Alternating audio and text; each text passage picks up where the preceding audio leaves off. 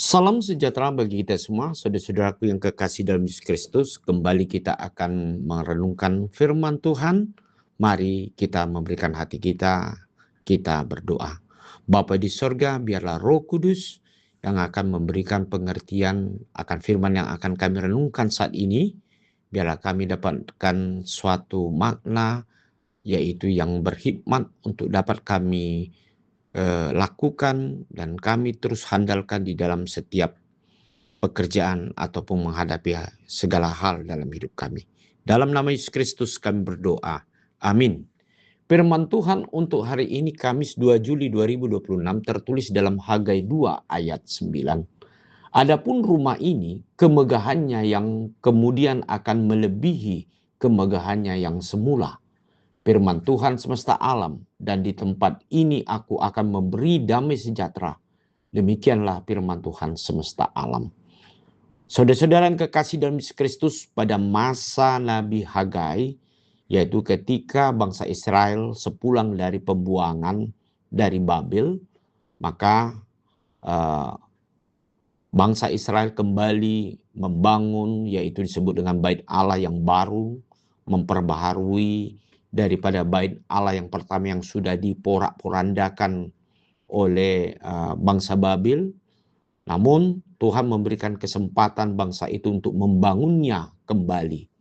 Namun saudara-saudara yang kekasih, ketika mereka membangun bait Allah sebagai pusat ibadah mereka kepada Tuhan, pusat di mana mereka menerima berkat, menerima damai sejahtera daripada Tuhan, dan disitulah mereka merasakan bagaimana pentingnya mereka bersekutu kepada Tuhan dan mendengarkan akan firman Tuhan. Namun saudara-saudara kekasih, dalam ayat hari ini mengatakan kemegahan yang dibangun oleh Allah, yaitu bait Allahnya itu, tidaklah semata-mata oleh karena fisiknya atau bangunannya, atau kemahalan daripada tempat itu sendiri. Tetapi sebenarnya adalah nilai daripada bait Allah itu sebenarnya terdapat dalam sisi hidup manusia itu sendiri yang menghidupi, mempercayai akan Tuhan sebagai sumber kekuatan, berkat, dan kebenaran yang harus dipercayai setiap umat yang mengikut Tuhan. Dan disitulah ketika kita mempercayai Tuhan dan mengandalkan Tuhan dalam perjalanan hidup kita, disitulah terlihat bait Allah itu terbangun kokoh di dalam diri kita sendiri.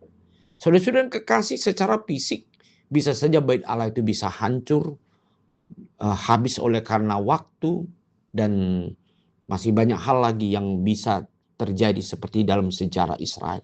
Tetapi saudara-saudara yang kekasih, apabila kita sudah dibangun oleh firman Tuhan, dibangun di dalam ketaatan akan kebenaran Tuhan, dan kita dibangun hidup di dalam pimpinan Roh Tuhan dalam hidup kita, sebenarnya disitulah hidup kita yang disebut dengan bait Allahnya yang kudus, di mana kita akan kuat dan merasakan damai yang daripada Tuhan, berkat yang besar daripada Tuhan, sukacita di dalam Tuhan. Nah, untuk itu saudara-saudara, mari kita membangun yang disebut hidup kita sebagai tempat di mana Tuhan bertakhta, bersemayam di dalam hati, pikiran, dan roh kita di dalam menjalani segala sesuatu, pekerjaan ataupun rencana-rencana kita, ataupun menghadapi pergumulan yang sedang kita hadapi saat ini. Maka ketika kita menghadirkan Tuhan di dalam hidup kita, maka bait Allah itulah menjadi perlindungan, kekuatan kita untuk memberikan jalan keluar dalam damai sejahtera daripada Tuhan.